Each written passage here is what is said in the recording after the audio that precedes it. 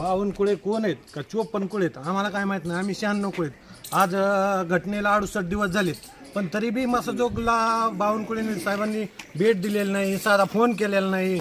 मग हे आमच्या घटनेमध्ये कुठंतरी घोडा घालण्याचा प्रयत्न आहे. आम्हाला सरळ सरळ लक्ष दिसून यायला लागलंय बावनकुळे साहेबाचा. त्यांना सुरेश दस साहेबांना फसवल्याचं आमच्या ग्रामस्थाच्या लक्षात आलेलं आहे. इतके दिवस नाटकं लावलेत, 68 दिवस शासनानं म्हणा, ह्या बावनकुळे साहेबांना म्हणा.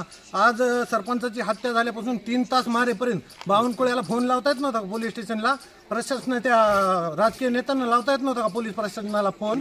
तुमचं जर मंत्र्याचा मुलगा उचलल्याच्या नंतर ताशी 800 किलोमीटर वेगानं धावणारं विमान तुम्ही हायजॅक करू शकता. वाशीचं अंतर इथून 60 किलोमीटर आहे. गाडी 10 फुटी रस्त्यातून दुसरी जर गाडी आडवी आली तर धावू शकत नाही. अशी गाडी जात असताना तुम्ही अडवू शकत नाहीत. मग त्याचं विमान अडवू शकता तुम्ही, आमची गाडी अडवू शकत नाही. वाशीमध्ये पोलिस तुमचे गाड्या सोडून देतात, तुम्ही त्यांना सस्पेंड करायचं का काम करीत नाही? त्या विषयावर का बोलत नाहीत बावनकुळे? त्यांना आज दस साहेबालाच गाठून द्यायचं का कळालं? आणि दस साहेबच का गाठले त्यांना?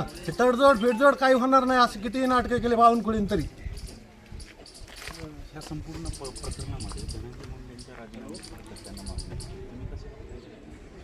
धनंजय मुंडेंचा राजीनामा आम्ही तरी मागितलेला नाही आहे. जे सर्व राजकीय लोक जे मागतायत त्यांचं बरोबर आहे. आम्ही काही एवढे मोठे नाहीत की त्यांचा राजीनामा मागावा, पण जे धनंजय ज्याच्या पाठीमागे जे कोण आहे ते सगळ्या महाराष्ट्राला माहिती आहे आपल्या, की त्याच्या पाठीमागे कोण आहे.